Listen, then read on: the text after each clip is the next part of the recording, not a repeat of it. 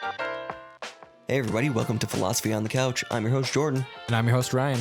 Today's podcast is all about grilling, how prepared is too prepared, giving up, and cheating on games. How you doing, Ryan? I'm doing well, Jordan. How are all of our couch potatoes doing? I hear lots of goods. I hear some okays. I hear some amazings because they're listening to the podcast. Absolutely. Yeah. Yeah. We are super psyched you're here. Couple things that we promised last episode that we're going to talk to you about. Yeah. Again, next week is the last episode of season 1. Yes. It's our Halloween special. It's going to be so good. Yeah, it's gonna be great. We're excited to drop that and release that for you. Mm-hmm. But that also means it's the end of season 1. It will be. And it's been a wild ride. We are super thankful for everyone who has jumped on board with us and had conversations, emailed us. Yes. It's been awesome. Yeah. I mean, we kind of started this on a whim, and it's been a roller coaster, but it's been awesome, and we're looking forward to season 2. Absolutely. But speaking of season 2, that means that the podcast will officially return with season 2 on January 4th, the first Monday in January. Yes. So that may sound like an awful long break, which it kind of is. It's 2 months, but we will for sure be doing a Thanksgiving and a Christmas special. So hopefully it doesn't seem like a full 2 months. Right. Yeah. We'll be releasing that content for you. And part of the reason we're looking at that break is we want to come back really strong in season 2 for you, come with some awesome content, discussions, and maybe some other things that we're trying to get done that are in the works. And yeah, give you a great season 2. Yes. And during the break also, we still will be working on the podcast, whether that's getting a Facebook page up or other things. Right. Just in general, set up more behind the scenes things. Right. Yeah. So yeah, it's all for you. All for you. It is. It really is. So yeah. But until, then you'll have to enjoy the specials that we put out, and looking forward to it. But also, and feel free to listen to, past episodes. Right. And let us know which episodes you guys like the most. Yep. Because we've gotten some feedback, and we're already planning on doing another episode on the road. And, some more other fun things.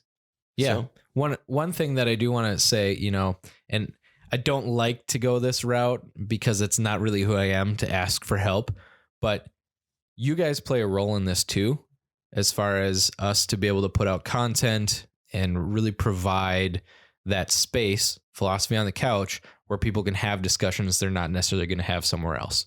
So what you can do to help us spread the word, share, episodes with people, email us ideas. What do you want us to cover? Yeah. Follow us on social media. There's a whole lot of stuff that you can be a part of and just stay part of the conversation and the podcast. So absolutely. That's all I got to say. I'm done asking for help now, Jordan. Okay. But yeah, until then, Jordan, we'll have some time left. It's going to be a Minnesota winter coming up pretty soon. It's in the 30s right now, and it is definitely, chance for snow tonight. Is that true? Somebody had mentioned that? I totally believe it. I actually saw some snow on my drive here. Did you really? I did. There we go. First snow of the year. It was just a few flakes. October 14th. Yep. 2020. First snow of the year in central Minnesota. Yep. Not measurable by any stretch. Sure. And I would be shocked if there's anything on the ground when we either leave or even tomorrow morning. Right. Right. So this generally is the time of year that we change how we do things in this area. You're doing less outside, more inside stuff. You're kind of trying to finish up your last minute projects of yard work. And Jordan, you got a bunch of last minute projects you need to. Yeah, a lot of big outdoor projects that need to get finished. Right. But part of it too, it changed. I mean, we're not going to necessarily be out camping, although I've read some arguments that winter camping is pretty legit, but it just doesn't happen as often. Right. And so, I mean, summer grilling season seems like it's going away. There's a lot of things that change. Yep. Speaking of grilling, though, does it have to? Do you have to stop when the snow flies? I don't think you have to, by any means. I mean, I know I don't. Is there a point? Do you grill differently when it's colder out? What do you mean? I mean, are there certain things that you do? Would you do grill anything the same as you normally would? Probably. Yeah. Yeah. I think that's, I mean, people do grill year round. I think they do less. For sure. Because you don't want to be standing outside when it's freezing and 20 below. Right. No, I don't think it should have to stop. I know personally, when Liz and I bought our house we're currently in, we didn't have a stove in there for a long time. We had a microwave. And so I survived off of like sandwich meat and pizza rolls. In the microwave? Yeah. That's as bad as reheating pizza. I had to do it. Yeah. Well, what else did I have to eat other than pizza rolls? You could go ramen. Chips and ramen. Yeah, ate some ramen. Everything that's terrible for me with massive amounts of sodium. Yeah. That's what I lived off of for a couple months. Kind of like college, right? Exactly. But some of those pre-done burritos. Yeah. Things like that. Sure. But so we didn't have anything to really truly cook with, but we had a grill that we had got for a wedding gift. Nice. And so we did grill quite a bit into the cooler months. Sure. I was going to say charcoal or propane. It's propane. Plus side to that was, those little side burners. Yep. I mean, we could boil things and steam things too. Sure. So it just made it quicker and easier for that. Yep. I don't know. I haven't experimented enough with charcoal to say that I would be good at using it. Okay. I would jump on board and say there's probably a better flavor with charcoal. I think that's fine. Yep. I'm not going to knock the convenience of a gas grill though.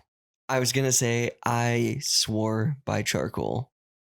And then I got my first gas grill and it's just so convenient. It is. That's like, I hate to say it, but I mean, because of that fact, I bought a much larger gas grill now because we use it. Like we just use it more. Right. Because it's like, okay, sweet. I'll just go get the, grill turned on versus like, okay, I'm going to get my coals piled up and yeah, I absolutely think it tastes better with charcoal, but the convenience factor is too big. For me to, and that's not to say I won't ever use charcoal again, but for now with young kids, man, it's so nice to be able to just be like, all right, grill's down, throw some burgers on, let's go. Right. Hey, I just got a great idea for a podcast episode. Yeah. We will record while grilling in the middle of a blizzard. Ooh. It's going to be like 20 below. Or worse. Winds are going to be crazy. You guys are going to be like, oh, this sucks because I can't hear anything. We'll be shouting, and this is what we're going to do with the charcoal in this wind. It's going to be. We're going to do is a charcoal grill? Yeah. We want to make it as difficult as possible, don't we? I guess. I don't know. It would be fun, though. Yeah. To grill in the middle of a blizzard. Who says they've done that? Have you done that? Has anybody listening done that? Grilled outdoors in the middle of a true blizzard. I'm talking you're going to get, I don't know, at least a foot. 12 to 18 inches of snow. No, I haven't done it in that hardy of a blizzard. Sure. But I've definitely grilled while it's snowing. Yeah. Yeah. I've also, so I like to smoke meats and stuff like that in a smoker. Okay. And yeah, I've done that throughout the winter as well. Sure. Is it harder to keep your temperature stable? Yeah, yes and no. Like you obviously will lose way more heat the second the door opens. Like if you're like think you're close and you're going to check a temp or something like that, which you obviously try and avoid anyway. But right. Yeah, it is for sure, just because it is cold out. So any heat. Well, and I will say this, when I did it last winter, I had my smoker set up inside of like I think it's like a 10 foot by 10 foot like shed tent thing. So nice. That helped. Yeah, because absolutely. Any of the heat that was lost from inside the smoker was at least sort of caught inside the tent. Sure. So, well, I'm blocking the wind. Is absolutely, a huge part of it. Yeah, a massive part. So, yeah, that was good though. Yeah, I think it'd be interesting to see how long you could go with just grilling. Yeah. Well, I like only cooking foods on the grill. Only cooking food on the grill. I mean, you could totally just year round. live off Of course of you that. could. Yeah. But I feel like there'd be a point where I would start to think, wow, I really miss my stove. I miss my oven. Yeah. I don't know. Yeah. I mean, that's totally fair.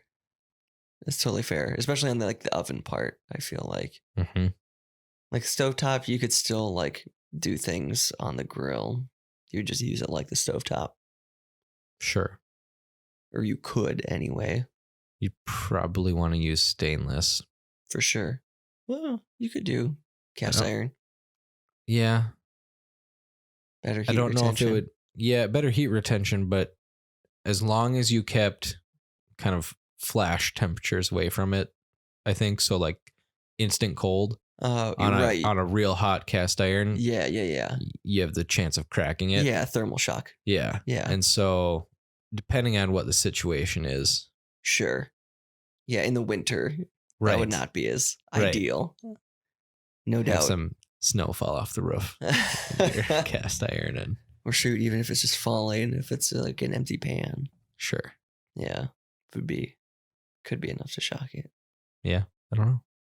Especially if it's in the middle of a blizzard that you're talking about. Right. Speaking of cast iron, I'd be interested to know how many of our listeners prefer cast iron over like stainless and nonstick. Yeah. For some things, sure. But for others, like eggs, no. Give me nonstick. Yeah.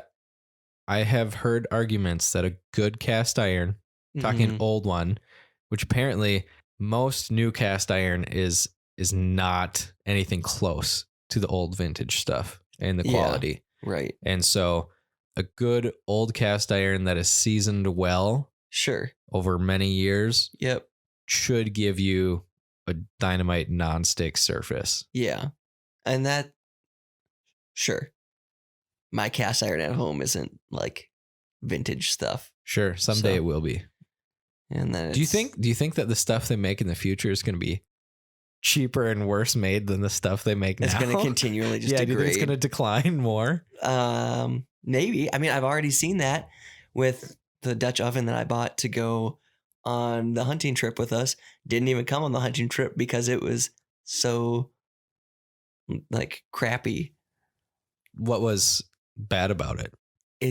I don't even think it's cast iron. Like, it's not the color that you would expect, first off. It's almost like a silver or a gray color.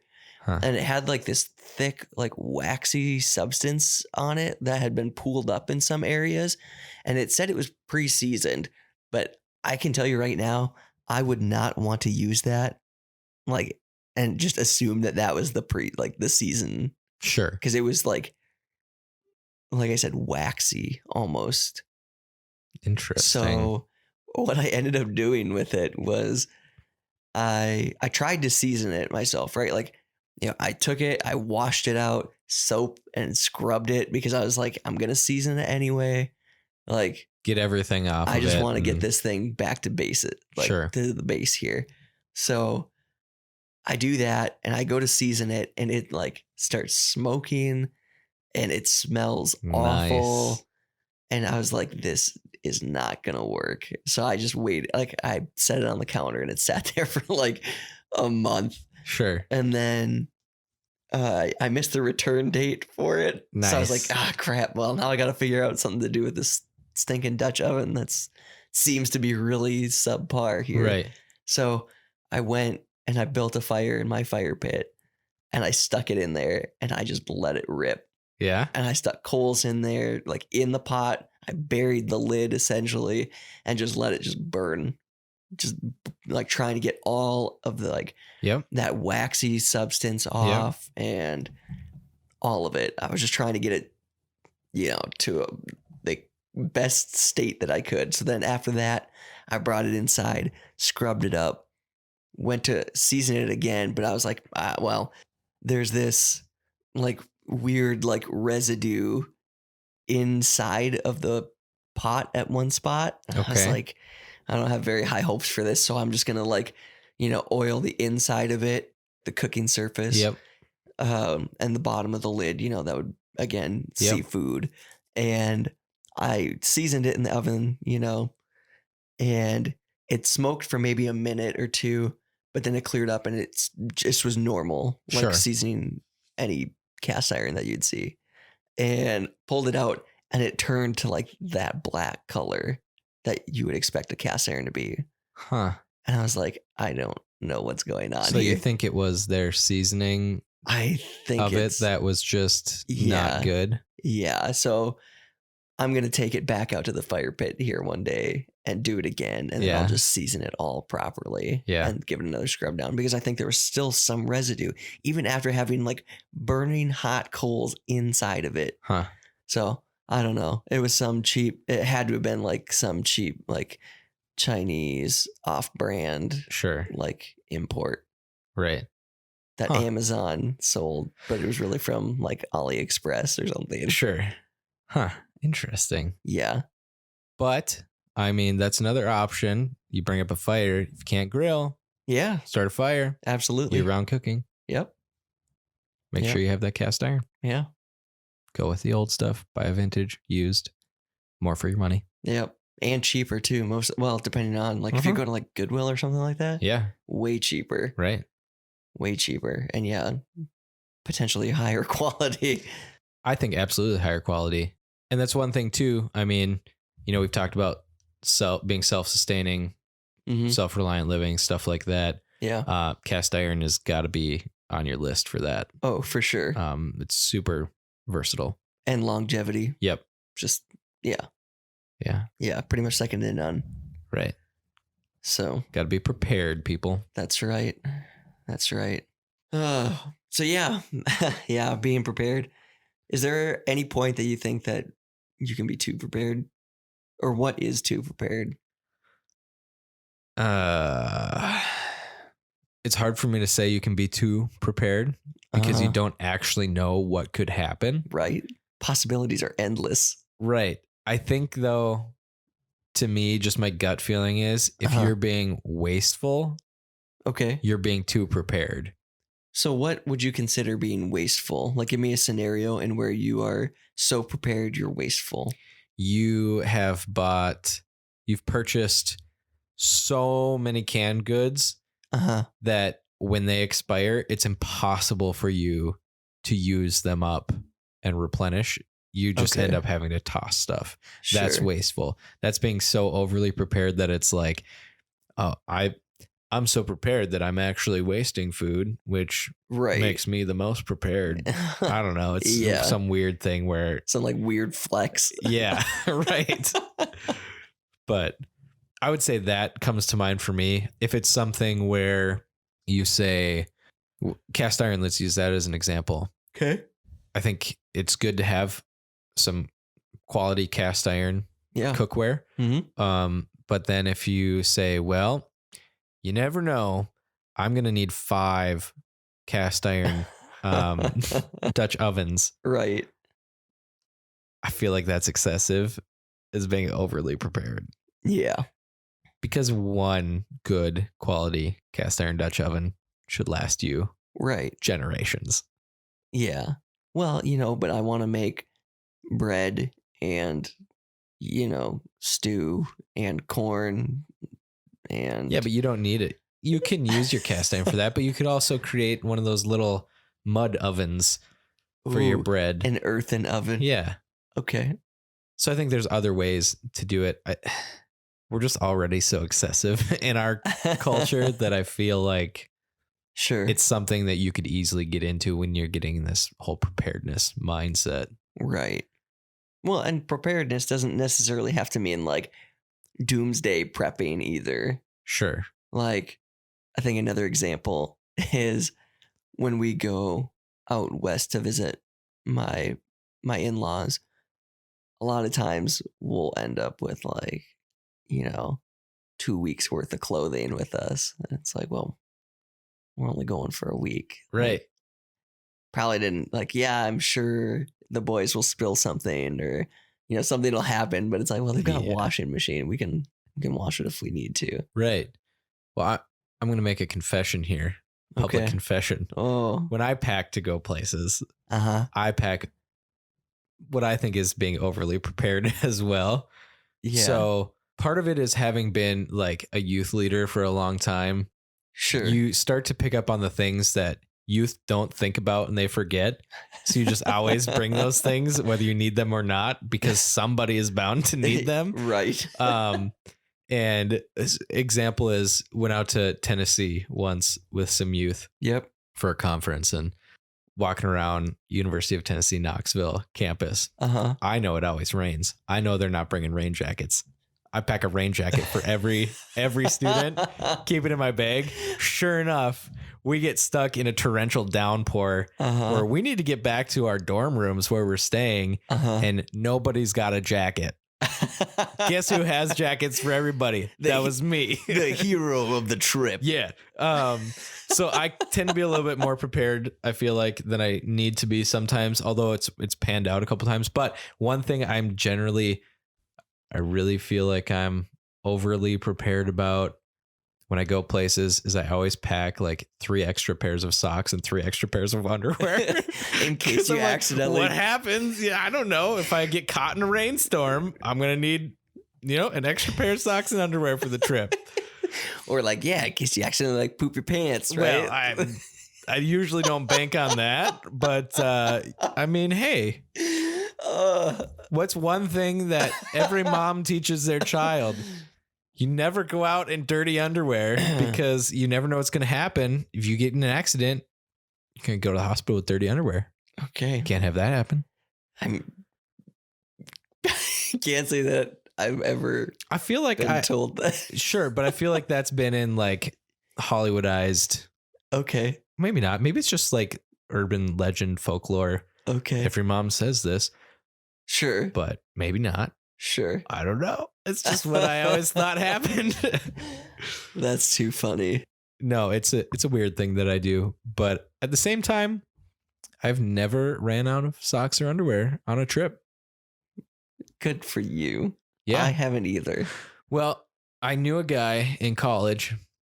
Okay. Who it was his whole corner of his dorm was piled with dirty clothes. Sure. He would rewear his clothes until they were too dirty. Right. And then he would throw them in the pile and go buy new clothes. Nice. And so his underwear he would wear for a while and then we would flip them inside out for a little while. And then he would throw them into the dirty clothes.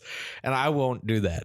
I will never. I mean, if I had to, sure. But I don't have to because I bring extra. No one should ever do that. If you had to, I mean, wash them out in the sink. Yeah. I don't even know where to go with that. I know. I'm glad he wasn't my roommate. Yeah, no kidding. That's disgusting. It was pretty gross. It was a giant pile in the corner of the room. Why wouldn't he just throw them away? Why would he throw away clothes? He's not wearing them again. He would bag them up every once in a great while. He would go home, bag them all up, bring them home for his mom to wash. Wow. Yep. That's where, you need to teach your son how to do his own laundry. That's probably true. Because that's disgusting. Well, I'm just saying that some people go that route. I prefer to go the route of having extra clean stuff to wear. So, but there's a difference between going on a trip and taking a couple pairs of socks and underwear and being like, well, I'm a dirty slob and I'm just going to throw all my dirty clothes in the corner. Yeah, there is a difference. That's what I was saying, is that I am on the reasonable end, even if it sounds slightly unreasonable. Sure. because I'm definitely not going to go on the other end of the unreasonable side of things. Okay. So I like to be a little over-prepared in certain circumstances. Sure. That's understandable, I suppose. I don't know. I'm fine with that. If you asked Liz, she would probably tell you that I typically like to over-prepare as well. Yeah. So let's roll this into, and we like to talk about food. Yeah. When you're cooking for people, I like to have way more than what's needed. Yes. I cook way more food than anyone could possibly eat, because in my mind, I'd rather have a bunch of leftovers. Yeah. Than somebody be like, "Oh, is there more of this?" And I have to be like, "No, I'm so sorry. I'm so sorry. I didn't cook enough. I failed. Such a good cook, and it just all got eaten." Oh. But I hate that. I hate that feeling that I didn't make more than people could possibly eat. Yeah. No, I agree. Because, you never want to be the house that, people come to and then they're like, oh, well, I guess I got to take like tiny portions because if I don't, that person's not going to get anything. Right. Yeah. I don't know. Can't do it. Got to over prepare. Yep. That's fair. Yeah. Yeah. I'm trying to think of like another scenario where I'm like, that's probably not a good place to over prepare, or it's completely unnecessary. Obviously, proposals, weddings, why bother? Why over prepare? Just let it be. Wing it. Did you hear that pause? I was waiting for my wife to call in and complain. No. Okay. Romantic dinners. Actually, there's probably truth into not over preparing for those things too, because you don't want it to get to a point where you're taken away from the enjoyment of it by, being a perfectionist to the point that you can't even. Right. Yeah. I don't know. I said it as a joke, but now I'm definitely on board with it as a serious topic. Okay. But anyways, other places where you shouldn't over prepare. I'm trying to think. Like, I guess one thing that I don't know. This is definitely not a place that you should not over prepare. I don't think you can be prepared enough personally, really, is especially in Minnesota and the colder states. If you're driving somewhere, make sure you have like an emergency kit with you. Yeah. Because there is a total we have cell phones now, so it definitely makes things easier. And, a tow truck can come and get you if you go in the ditch or something. Mm-hmm. That being said, I've seen on my way to and from North Dakota when I was, at Cavalier, there were definitely times where, they would shut down Highway 29, which is a big road, and gets shut down fairly frequently, actually. Yeah, it does. And it's like, okay, well, you obviously shouldn't be driving down if it's shut down, but people have. And then at the same, I always follow the rules when they shut down the roads, Jordan. Good. You should. But you know what I mean? Even if it's not, completely shut down, they'll have, icy or no travel advised. Well, that's not shut down. That just means you shouldn't, right? Like, you can if you want. It's a risk that you've got to be willing to take. But, with that, if you go into the ditch, depending on where you are on certain roads or just, in general where you are, it could be a couple hours, which that's not too bad. And as long as you have like a coat and stuff, you'll probably be okay in your car. You can let your car run for that long. But right. But it's not necessarily unrealistic that in our area, with some of the snow and drifting that we get, if you went in the ditch, in a couple hours, your car could be drifted over and somebody's not necessarily going to see you for a while. Yeah, especially like in North Dakota where there are like no trees. Right.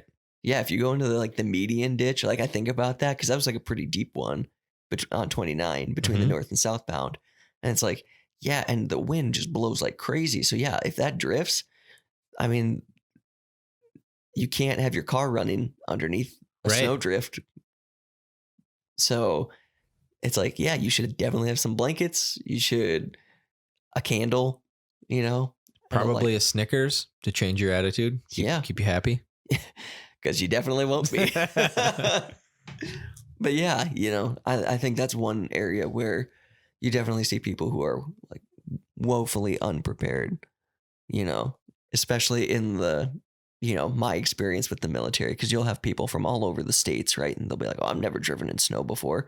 And it's like, you're like, you definitely should have like a good kit because, flashlight. Yep.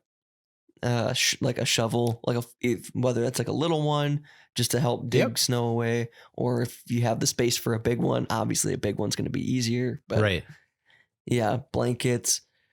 Some people I knew they would do kitty litter, for traction, sandbags, whatever. There's a million and one things that you can put in your like winter car kit, right? But yeah, I would like mainstays would definitely be like one of those like survival blankets because they're super small and they're pretty cheap. Or you can just do a normal blanket if you have a spare one. The plus side that I have with having kids in the vehicles is I always put a blanket underneath the car seats. Mm-hmm. And sometimes you have to roll them up tight to adjust your car seat correctly, depending on the angle of the seat. Yeah. But so we've got a minimum of like 4-5 blankets in our cars at a time. We just have to unbuckle the car seats and we got blankets in there. So yeah, there you go. Yeah. Yep. We're set on that department. Nice. So I think that's another area where I would say that you can't be too prepared. Sure. Because that's probably true. And I think that's like, you probably could. You could, of course, it would take a lot to get too crazy excessive. Right. And if you're getting excessive with that, you're probably going outside of the realm of, what most people would think of as an emergency kit. Right. So, yeah. Yeah. And you also have to look at like what you're doing too, right? Like you're just like going to the next town over to like get some groceries. Probably don't need, tons and tons of stuff, Right. Yeah. It's not like you're, driving through the mountains on some mountain pass that no one ever drives on. Yeah. And, which, obviously you and I would survive. Of course. No question. We are absolutely the go-to people for your survival techniques, tips, tricks. We actually had a listener send a link of a video this week talking about they had just listened to our episode again where we talked about surviving a mountain lion attack. Yeah. And this was actually someone was out jogging on a trail. Yep. And came upon 2 mountain lion cubs. And they were took out their phone. They were videoing them. And all of a sudden, mom comes just charging around the corner, chasing this guy. And he's walking backwards the whole way. Yep. Yelling. And this cat, I'm surprised that it didn't go after him in a way. I think it's because he stood his ground as much as he did. Right. He did everything pretty well. He was backing away, but he was still aggressive. Yeah. And he was yelling. Yep. And every once in a while he'd try and kick some rocks in the mountain lion's direction. And I assume he was making himself look bigger. Right. Sound bigger and still back away. Yep. So but it was yep. Your heart would be racing. Yeah. For sure. Yeah. I read the article when you sent that to me, and then I actually watched the video just tonight before I came here. Yeah. I watched the video of it finally, and that guy's pretty brave, because it definitely did like a couple faux charges. Yep. Where it kind of like wound up and threw its paws up, and but he didn't. And if he would have turned, if he would have turned and ran, it would have 100% would have attacked him. Yeah. No doubt in my mind. Yep. So don't turn your back on a mountain lion. Don't do it. It was kind of funny a couple times when he started to hiss back. Did you hear those spots? I didn't hear those. Yeah, a couple times he tried to hiss back, and I was like, I probably would do it too, but I don't know how effective it is. It's not a real scary hiss. Yeah. But yeah. I don't know. And it followed him for a long ways. Yeah, absolutely. Because you'd be like, oh, well, after like 100 yards, you'd be like, oh, that's got to turn around. No, that thing followed him. Because the video is like a couple minutes long of just the mom following him. Yeah. So, and he's he's constantly walking. Yep. It's not like yeah. So, and that's another situation. I mean, at the end of the day, if you're you never know, yep. What you're going to run into. And most of the time you can assume that it's not going to be, a mountain lion that's going to, attack you. Right. Yeah. But I mean, being even prepared just mentally, and if you're in a high stress situation, you got to know how you respond first. Absolutely. Fight or flight. And then you got to be able to mentally decide, what does this situation call for, and then respond accordingly. Right. And so part of preparedness isn't even necessarily having all these, physical items or anything like that, as much as you don't know what's going to happen. And so it's not that you're paranoid, right, but just know, in certain circumstances, I'm going to have to respond. Yeah. So that's part of it. Yeah, absolutely. Yeah. And honestly, if I ran into a mountain lion like that is definitely something that I think could throw a lot of people into that midlife or existential crisis, because it's like, I almost died. Okay, I got to live life. Right. What does it take to live life? For sure. So I don't know. And we talked about that last week a little bit. And actually, there were a couple things that discussion kind of led me into looking at this week. Okay. But even in the context of a mountain lion or other aspects of life, when's the correct time to give up in certain things? And so depending on where you're at, if you're having a midlife crisis or existential crisis, or maybe it has to do with work, or it has to do with, a certain activity you're doing or whatever, is giving up, is that ever something you should do, or what does that look like? Because with a mountain lion, I would say, don't give up, fight to the death. I was just going to say that. It's like, don't give up on a mountain, like in that scenario. Right. But then, I mean, because a lot of times you hear the phrase, never give up. Right. I don't know if that applies to everything. Yeah. I don't know. Maybe. What do you think? Is there a good time to give up? Or is there like a scenario that would be advantageous to give up? Right. And I don't know. I'm trying to think. Do you have anything off the top of your head where you're like, yeah, that would be better to give up there? Well, I've got one. Okay. Argue when you're arguing with your wife. Okay, but 85% of the time, that depends on what I'm arguing about. Do you want to be right or do you want to be happy, Ryan? I feel like I can be both. See, I always think that too. Doesn't work out. I mean, that's actually a good one. I mean, so I think stemming back to the midlife crisis side of things, I think it depends on what your context of giving up is and what you're giving up. So is it something where you're going to eventually have to concede that your youthfulness is leaving the body kicking and screaming? So maybe it's worth giving up the $80,000 muscle car for the realistic expectation of, I mean, this is life. I don't know. Nope, not worth it.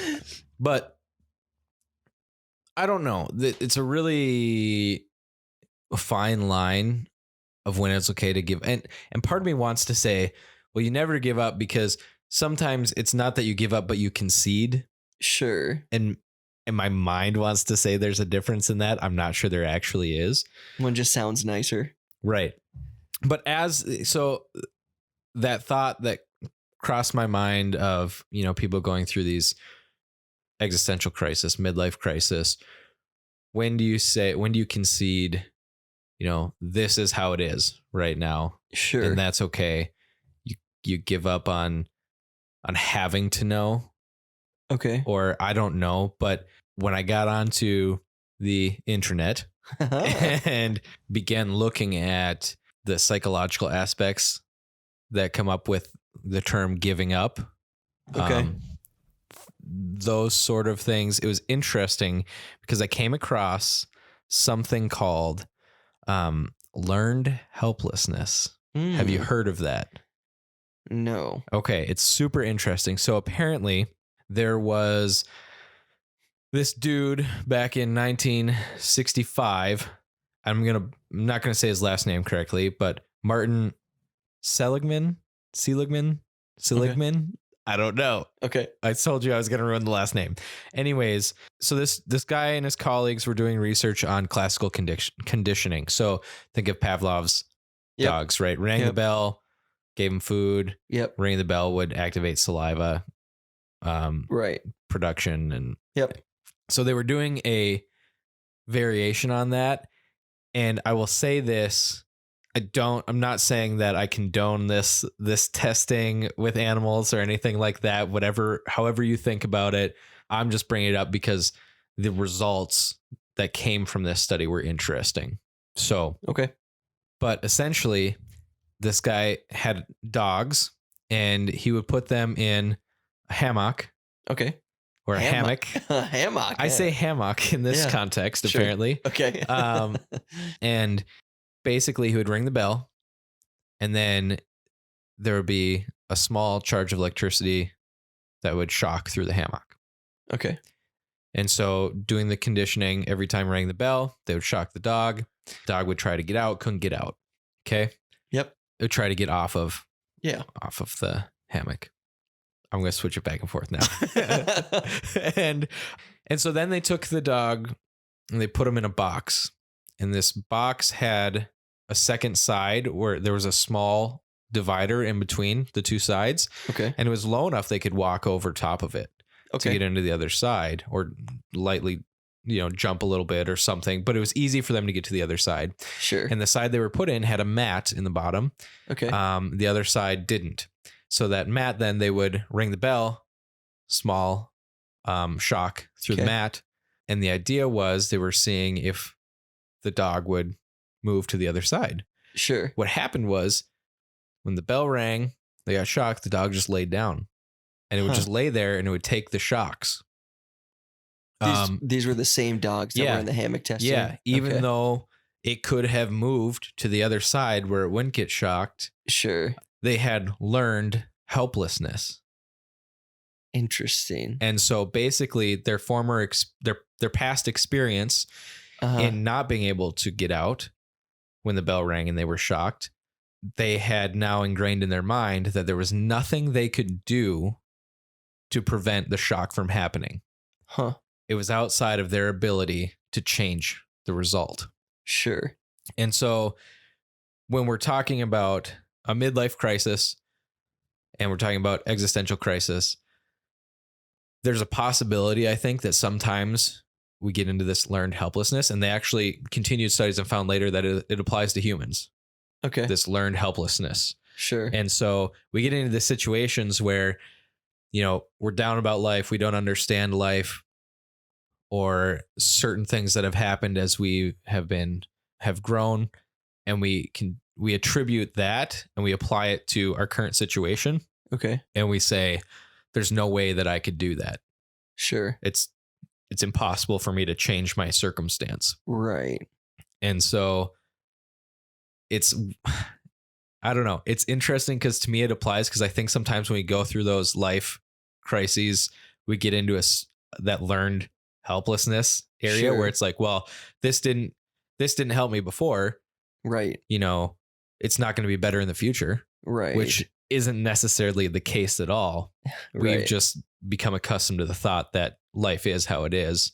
Sure. And so, we have to do something completely different because what we have now can't be good anymore because it wasn't good at certain times in the past. So I don't know. Do you feel like, I feel like we all to a degree can relate to that learned helplessness. And I think it's a massive part of our culture right now. For sure. What do you think? Yeah, no doubt. I mean, because it's easier. It's always easier to play the victim than to, whether it's taking responsibility for your own actions or, for trying to make your situation better on your own. Right. Because that's hard work.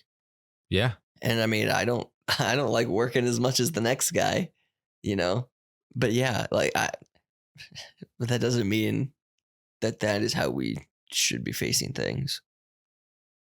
Right. And sometimes I wonder, when you start to question what you're here for, is this how life is always going to be? We start to get into the idea that we can't change it and we don't have the ability Right. to do that. Even though it's just a small wall. Yeah. But it seems so much larger in that context. For sure. Or like, let's say professionally, if somebody they're not advancing as quickly as they had hoped, right? They look at their past professional issues or troubles or trials, whatever you want to call them, and then they relate that to their current circumstance when it's not necessarily, it apples and oranges. Yeah, possibly could be. Yeah. And so that can limit us in our ability to move forward. For sure. I think we all need to do some reality checks sometimes just to make sure that, yeah, like, especially when things get negative. Right. I think you need to, it's so easy to let emotions take over when you're in a really negative situation. Yep. And, sometimes that's totally okay. I'm not saying be a robot who has no emotions, but yeah, I don't know. There comes a point where you need to be able to just to move past it. And I think we need to start looking at things more logically than we seem to sometimes. Right. And it's like, easy to say in hindsight, and it's easy to say, when you're not going through anything super tough. Right. But I mean, most of the time, right? What does sitting around moping get us? Doesn't really get us much. Right. Like I was listening to your favorite man, Jordan Peterson. Whoop, whoop. And he was talking about kids, and this was obviously just a very, very small piece of what he was talking about, but attention, right? Like if they don't get good attention, they're going to go for bad attention. Sure. Because having negative attention is still showing that you exist. Yeah. Whereas if you don't get any attention, that puts you in almost to those existential crises. Right. Of what am I here for? What am I doing? Like nobody's paying attention to me. And so, and he obviously he goes on to talk about a bunch of different things, but he says, even as we get older, he talks about things like school shootings and how he, before they got as publicized as they are now, he talked about how, we shouldn't be putting the names of the, kids who commit these atrocities in the papers, because a lot of times these aren't kids who have severe problems. Like they have issues for sure. Right. But they're the ones that aren't getting any attention. And they're like, well, I'd rather go down in history and people will know who I am now. Sure. And obviously that's a massive generalization. And he goes into way more depth than I would even be able to.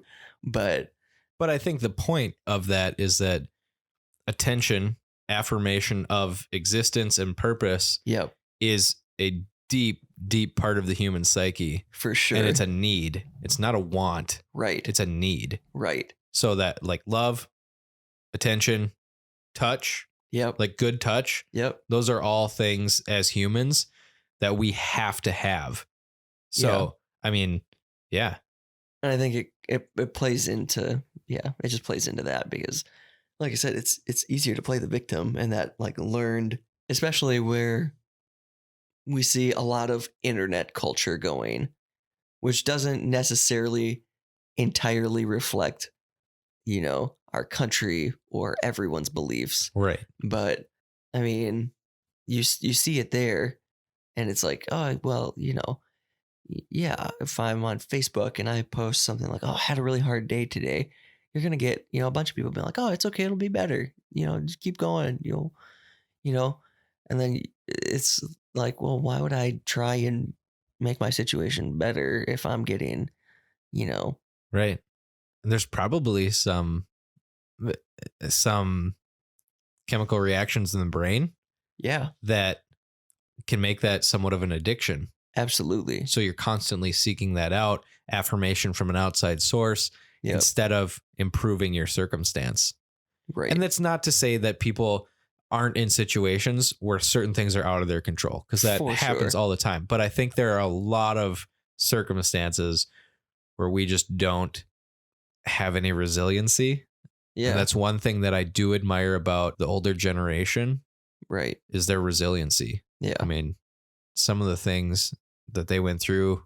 Yeah. You talk about like World War II. Yeah. And well, yeah. the resiliency that they went over there, did what had to be done, came back and functioned in society. Right. Is insane. If you read some of the description of battlefields in World War I, World War II. Right. I mean, I couldn't imagine. Yeah. Couldn't even fathom. Right. Yeah. And you think about other older generations even, right? Or, I mean, I guess one was like the Great Depression, that was the 30s, right? Yep. So, I mean, plenty of those people probably were, in World War II and stuff. But like, I think about that, right? And it's like, yeah, we ate potatoes because that's what we had. Right. Like, could you imagine a world now where we only could pretty much eat potatoes? Right. Like, I mean, it doesn't sound fun by any stretch of the imagination. No. How much would our perspective change if it was like, well, crap, it's either eat potatoes or don't eat. Right. And yeah, you can complain about it to, everyone else on the internet, but guess what? They're eating potatoes too. Yeah. So nobody's going to feel sorry for you. Right. Yeah. So at what point are we going to say, yeah, we're all in this together and we need to stop? And I know I've kind of drifted off. Yeah, into no, different... but it all applies, right? Because it's all part of that, human psyche of existence and what it takes to exist and the effects that these different things have in how we view the world. Yeah. So, I mean.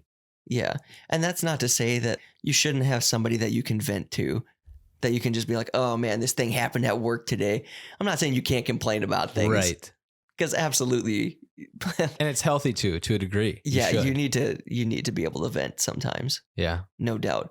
But I think there's a difference between venting and a sort of dependence on getting, like you said, affirmation from others, almost like an addiction. Right.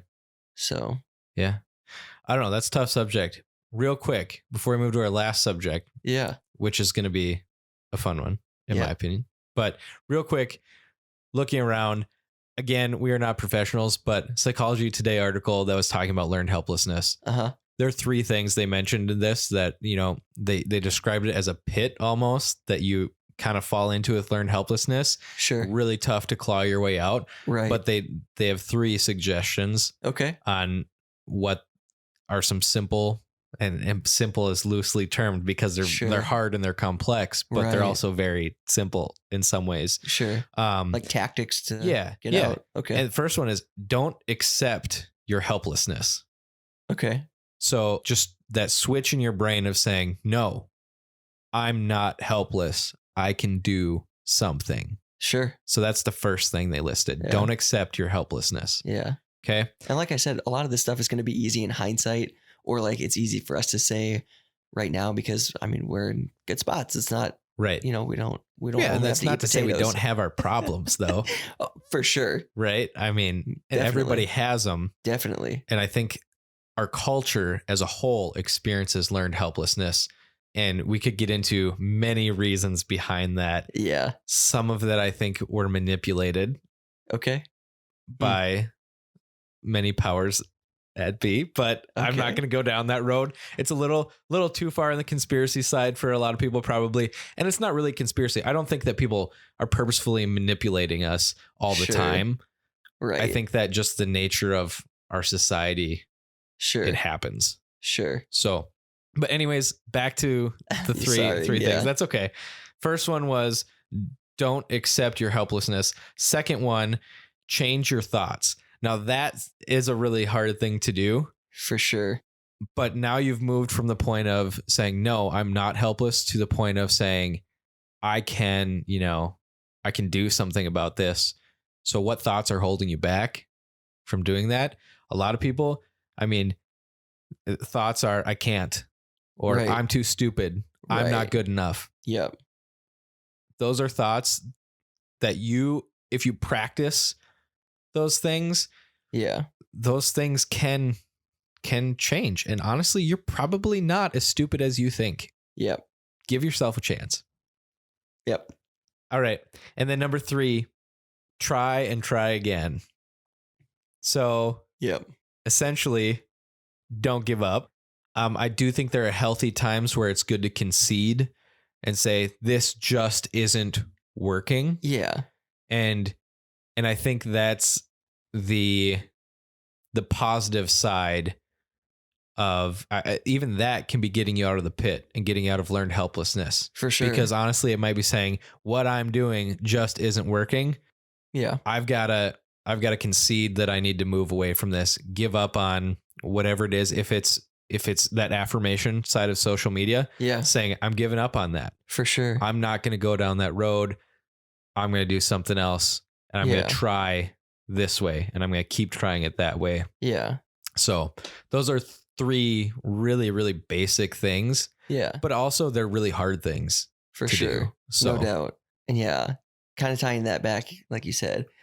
And just because you never want to try and force certain things, right? Like it just doesn't work. Like, I don't know. Like, don't force like trying to get a new job. Or, like, I don't know. That's worded poorly. Do you know what I'm trying to say? Yeah, I think you're saying don't try to fit a square peg into a round hole. Exactly. Yeah. Yeah. Yeah. I mean, because some things just aren't going to happen. Right. And that's okay. Yeah. And so you try the next thing. Yeah. And and from your failures, you got to take stuff away from it. Right. Find like those lessons learned. Right. Or your learning points or whatever. Because that's definitely how you grow. Right. Because if you're like, oh, it didn't work, and then like you just don't learn anything from that, you're just going to repeat the same mistakes. Right. You're like, well, I managed that business into the ground. Well, let's try this one. Obviously that's like an extreme example. Getting a loan from the bank real fast. Yeah, but you know what I mean? Yeah. Like, you got to learn from your mistakes. Right. There's always something you can take away. There's always something. Right. And if you find a trend and it's always the same thing, figure it out. Something to work on. Yeah. Yeah. Personal growth, resiliency, those are big things. And when is it okay to give up? Depends on your situation. Yeah. Depends on what's going on. Yeah. But don't just give up. Make sure that you are conceding. In my opinion, there's a difference. Sure. So that's fair. Yeah. One thing that I never give up on, Jordan, ever, okay, are games. I'm extremely competitive. Yeah. Same. Me too. I hate losing, actually. Yeah. I've gotten better at it. Okay, well that's good. One of those things I need You're to not work like on. a poor sport. It's like, oh, I hate this game. Right. But you had kind of posed a question. Yeah. That I was like, yeah, let's talk about that. That's a good question. Yeah. What do you got? Cheating in games. I don't like. I guess when I thought about it, I was thinking like board games, but I mean, this can go in like all sorts of levels. Right. But let's start with the board games, I guess. Do you ever cheat in board games? Do you think it's ever okay to cheat in board games? The only board games that it's okay to cheat in are the games that allow cheating. Okay. So Munchkin. Haven't played it. That's one. Sure. And it depends what your definition of cheating is. So Monopoly. I'm really big into the table talk. Like making deals. Sure. I will not stab somebody in the back or make a bad deal like from the perspective, like I won't fall back on a deal. I'm giving away all my tricks here. Come on. I'm undefeated. I've only lost once in my life in Monopoly. Wow. Yeah. And so I'm giving up my strategy here. The pro tips. Yeah. But I'm not opposed to convincing somebody into a bad deal for them. That doesn't surprise me. So is what? So is that cheating? I mean, no, that's not some cheating. people would say it is, but I feel like they've got a bad idea of how Monopoly operates. Those are the people that lose. Yeah. They get talked into the bad deal. But so there's that. I think that. So can I just go off on a quick story? Sure. Real quick. One of the first games that Liz and I played together when we were dating was we were at somebody's house and we were playing spoons. Okay. And she was cheating. Uh-oh. And I kept telling people she was cheating and nobody believed me. Was she doing it like on purpose? Knowingly? Yes. Yeah. Okay. She was cheating. What was she doing? She was looking at cards when she wasn't supposed to be. And I kept telling people that she was cheating and nobody believed me. Nobody cared. And I was a little upset about that for a while. Yeah. Yeah. Because I wasn't cheating. Wow. I'm not going to say I haven't ever cheated at a game. That would be a lie. I have cheated. But if I can win without cheating, well, yeah. That's where it's at. Yeah. But cheaters never win. No, cheaters cheat to win, so they win a lot. Yeah. Is it like a moral victory? Obviously not. But do you think they really care about that? I don't think so. No, but have you ever won a game by cheating and it really does feel kind of hollow? No. It doesn't feel hollow for you. I'm trying to think of like the games I've cheated at. Well, obviously Halo. How? Well, Halo or Call of Duty, any of those first-person shooter games. If you're playing with people in the same room, you're screen watching. I was just going to say screen watching. That's fair. And I've played with people who get really annoyed and they're like, you're screen watching. And you know they're screen watching because they show up out of nowhere. Yeah. And it's like, hey, dude, if you're going to screen watch, I don't play this game. You play it constantly. For me to compete, I'm screen watching. Yeah. And I think it's funny because, yeah, that's not really much of a thing anymore with just online gaming. Are we dating ourselves, Jordan? We're getting old? We are. That being said, there's like a big thing with some really like high vis. I don't even remember which game it was, but they were streamers on Twitch. And yeah, they were saying people were like stream. Like they were watching the stream so they knew where they were. Sure. Which is pretty much like the modern equivalent of screen watching. Right. Which I think is hilarious. And now, I mean, it's a super easy thing to like mitigate. Like just make your stream like, 10 seconds off. I get it because then like what you're talking about isn't like actually live or what, Yeah. I get it. There's a, that whole aspect, but still. I don't know. What do you guys think? Cheating at board games. Do you do it? First of all, confess. Tell us. We're not going to judge you too much. Jordan's definitely not. He cheats all the time. But constantly. And what games bring out the cheating in you? Right. Where it's like, I'm going to play dirty. I'm going to play unfair. Right. I'm in it to win it no matter what. Right. Munchkin is that for me. Yeah. Yeah. So I've got so many good stories from Munchkin. So is it cheating if, let's say, you're playing Monopoly? You hide your own property underneath one of your other cards so people don't look around and be like, oh, they're close to a set. Or is that okay? I don't know. Because I'll do that too sometimes. Yeah. Because you want to throw people off that you're not really close to having all the properties in that color. Sure. Yeah. I don't know. I don't think so. I think that's just, being smart.